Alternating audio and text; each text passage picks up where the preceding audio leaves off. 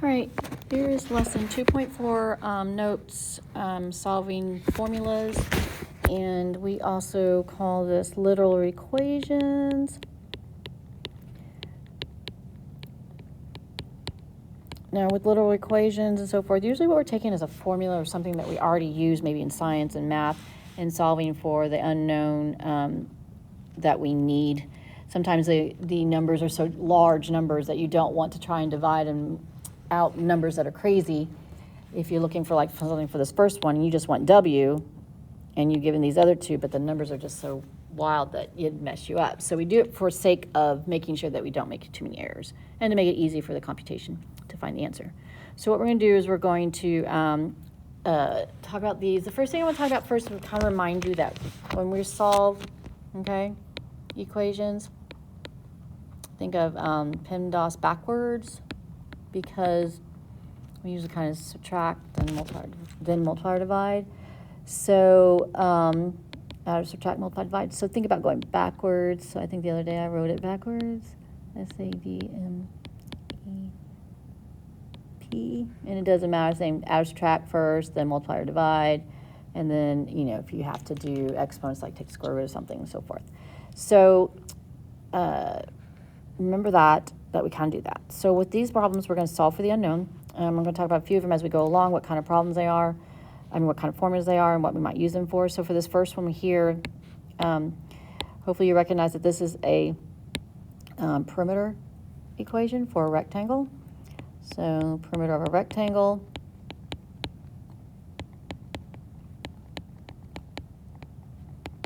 All right, and what we want to do is we want to get W by itself. So the first thing you want to do when you're trying to solve for these and you're trying to get things by themselves, you want to make sure that you pretty much isolate that unknown. So if I'm solving for W, okay, so I'm solving here for W, W is here, so I got to get it by itself. I need to make it solve for that unknown. In order to do that, to solve for that unknown, I'm going to have to move this to L over, okay? So make sure when you're subtracting that that I can understand what are letters and so forth, since a lot of the numbers are not there. So please make it easy to read. It's also helpful for you later on when you have to go back. So P minus 2L, those are not like terms, so I can't put them together. It cancels out, and that leaves me with this to 2W. Again, solving for the unknown, trying to get the W by itself, we're going to now have to divide by 2.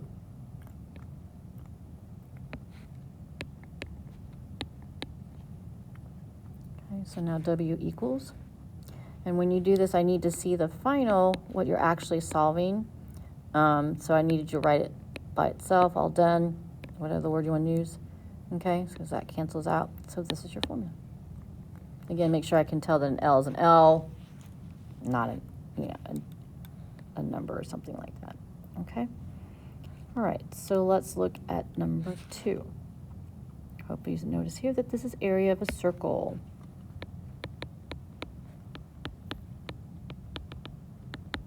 Okay, area of a circle, and the R is the radius. So we're looking for the radius. And thing we want to talk about when radiuses, when we finish the problem, is your answer makes sense. So first we got to get this R by itself. There's an R squared there. So now what I need to do, I don't have anything to subtract or add, so I'm just going to go straight to divide. Let me get rid of that number. So I'm going to divide both sides by pi.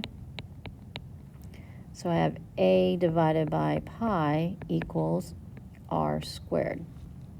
We know to get rid of the square, we're going to take the square root of both sides. Okay. So now we have R equals, and we have a plus or minus here. Now, usually we would have to talk about the radius and what does our answers make sense, okay? Usually we would have a restriction up here, which we should. When you're talking about the radius and you're solving for the radius, if there's nothing telling us what it is here, you need to pay attention to that. The radius can never be a negative number, so it doesn't really make sense to have this part here, okay? So this should be the answer that you have. And I'm going to say y, because r has to be greater than 0. It's got to be positive. Okay? So if that's okay, so then I can do that. If you have both, I'm going to go ahead and accept that, but I want you to think more logically about it and so forth. So again, this is what okay. Okay, starting with number 3. Number 3, we're solving for y. This should not be new. So we're just going to get y by itself and so forth. So first we're going to subtract 3x, negative 5y equals 8 minus 3x. You could have put it the other way and wrote the other way around, but this is fine. It's not saying to put it in slope-intercept form. It's just saying solve for y. Divide by negative 5, divide by negative 5. And we have y equals 8 minus 3x over negative 5. Usually we don't have our negative in the bottom. So writing it, if you moved it to the top, you're going to have to distribute to everything. You can put in parentheses. There are a lot of different ways to write this one. So if I just move it up here, it could be like this, and that's the same thing, okay? Then you have to distribute. So if I say, or it can be y equals, and I distribute it, negative 8 plus 3x over 5. All of these are correct answers, okay?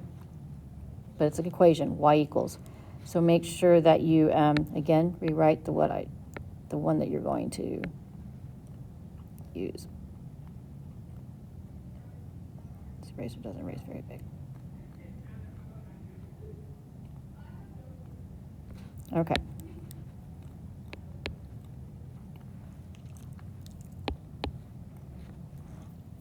All right, we are going to be working on this next one, number 4. Number 4 looks, hopefully, to you like the point slope formula. And what we're going to do with this one is we're going to have to get rid of, we're solving for x. Notice that x is inside the parentheses. We haven't had one like that, so we want to make sure that we get rid of what we need first. So the first thing we have to get rid of is this. Got to get rid of this, okay? The 4/5. And we got to undo it so we can get to move it to the other side and so forth. So if I multiply this by the reciprocal of 4/5 is 5/4, I can get rid of that fraction. So I'm going to kind of rewrite it here because it kind of gets a little too much space. So y minus 3, and I'm multiplying by the reciprocal of 5/4 equals 5/4 times what I have over here. So I just moved it around to make it easier for me to see. I'm going to actually write 5/4 in a different colors. Make sure you see where I'm going.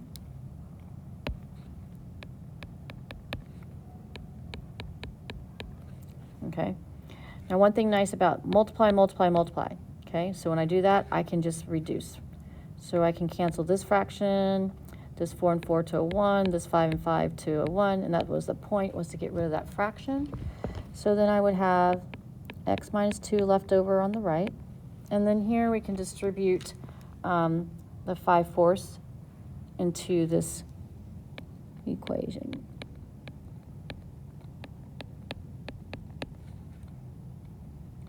All right, that's equals that. Okay, now solve for x. Next thing you need to do is move the 2 over. So we're going to add 2, okay? Don't have a calculator, okay? 2 can be rewritten as 8/4. So I can rewrite this as 8/4 because that's a positive 2, and then add my fractions.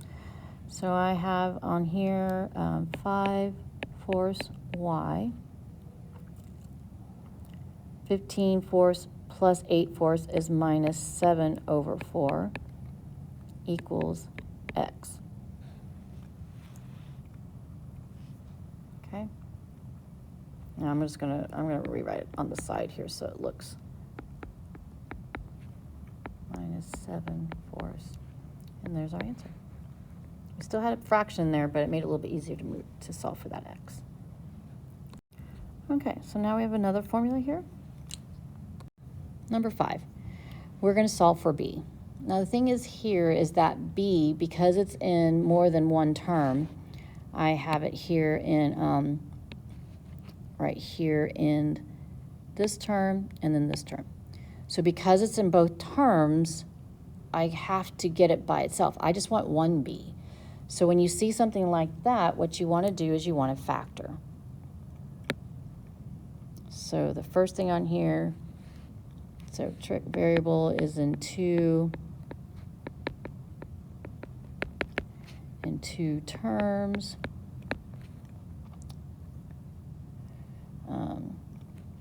Factor out the variable. Okay, before I even try and factor out the b what I was talking about, I want to get rid of that 1/2. The 1/2 is a fraction. There's some division that'll be happening usually, and we want to make sure that that fraction is not going to be a problem. So I'm going to clear out the fraction, and how you do that is that you want to multiply by the denominator. So to clear out the fraction, okay, multiply by the denominator. Multiply every term by the denominator. Okay, so when I look at that, that means I have a 1/2 here, so everything has to be multiplied by 2. And I can do anywhere you can put it in different spots that you want to do that in, but everything here has to be multiplied by 2. So this has to be multiplied by 2. This has to be multiplied by 2. This has to be multiplied by 2. So that first one, I'm going to bring it down here. So I have 2v equals, well, 2, this cancel each other out, bh plus 2br. And again, we just don't want the fraction around. So the next thing you want to do now we can go and factor out. Okay, so I guess I should have said start first. Clear out the fraction and then factor. So we're going to factor out a b. So I have 2v equals, take out the b. That leaves me with h plus 2r. Okay, now to get that b by itself, there's multiplication happening between these two, and so I'm going to have to divide by h plus 2r.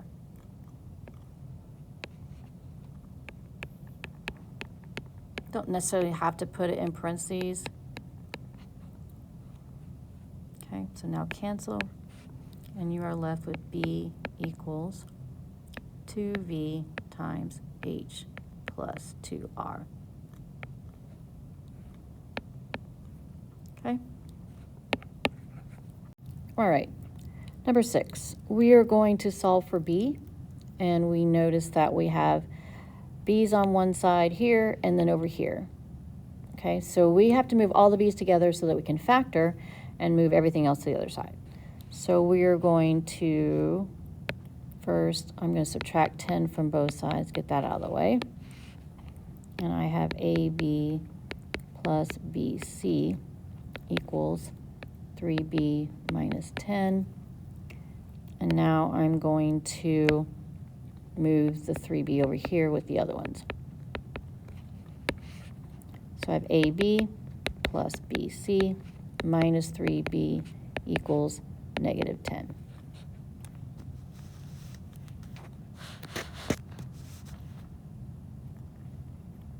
Okay, so now I'm going to factor out the b, and that's going to leave me with an a plus c minus 3 equals negative 10.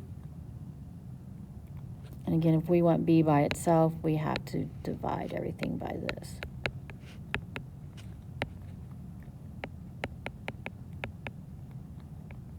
Okay, so these cancel, and so my final answer is b equals negative 10 divided by a plus c minus 3. Okay, this next one we're going to solve for x. x's up here in the numerator up here, okay? And so you see that we're dealing with a fraction. So what I'd like to do is get rid of the 2 down here, get rid of this 2, okay? And so it's a fraction, so consider complex because there's a fraction in the top, and then you're making it a fraction. So what we're going to do first is we're going to get rid of that 2. Well, the only way to get rid of that 2 down there is multiply everything by a 2. So I'm going to multiply this side by a 2 and multiply this by a 2.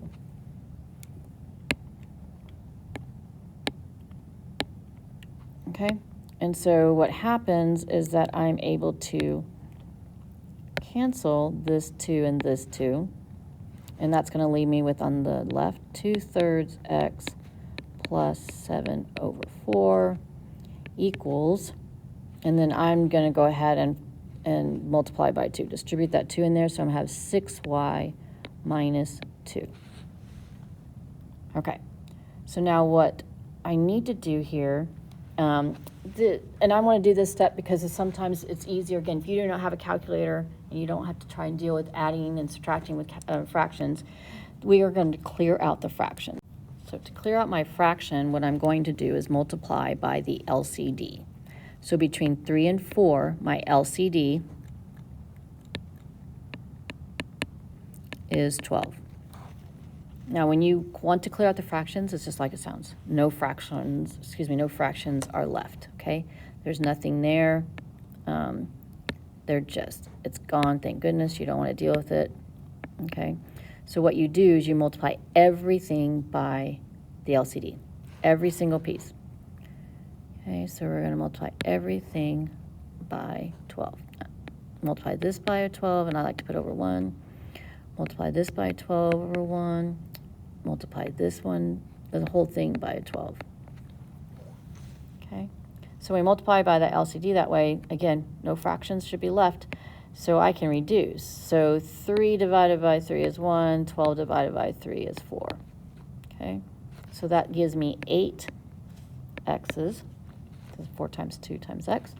Here, 12 divided by 4 is 3. 4 divided by 4 is 1.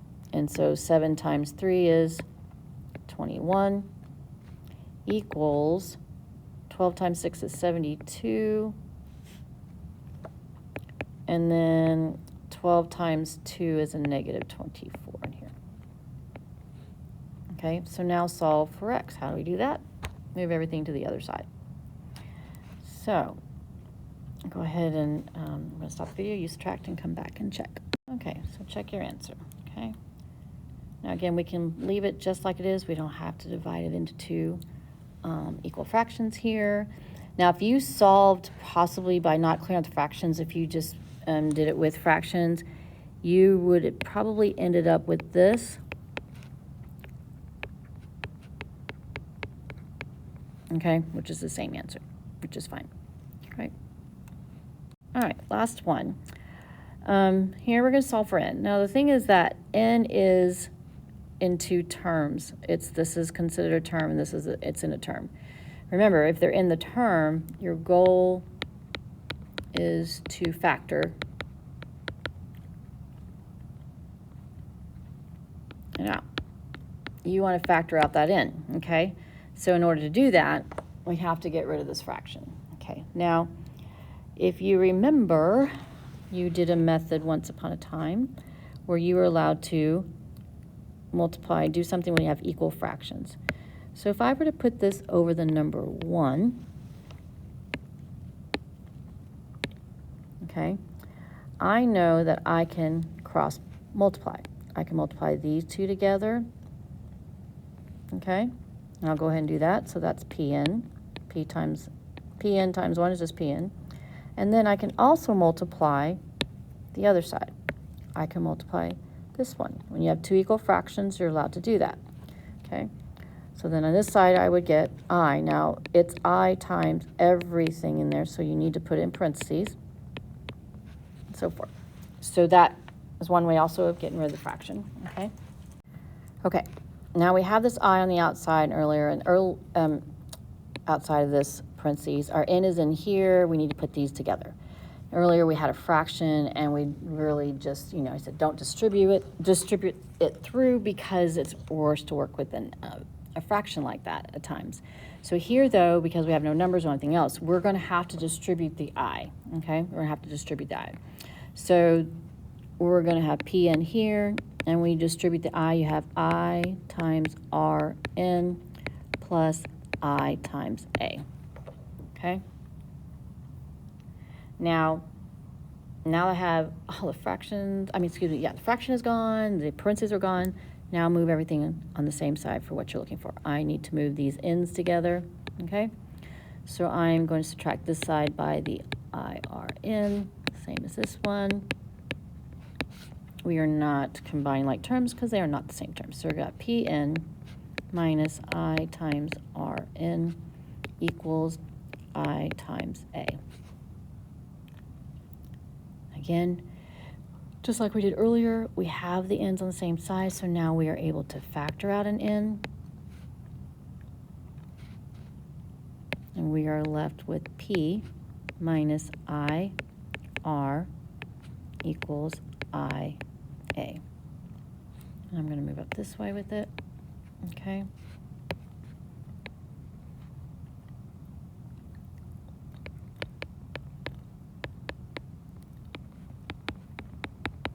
Now we want to do is we want to get rid of this part by dividing both sides by P minus IR. And you can drop the parentheses you want or keep it. It does not matter. These cancel, so you're left with N equals IA divided by P minus IR.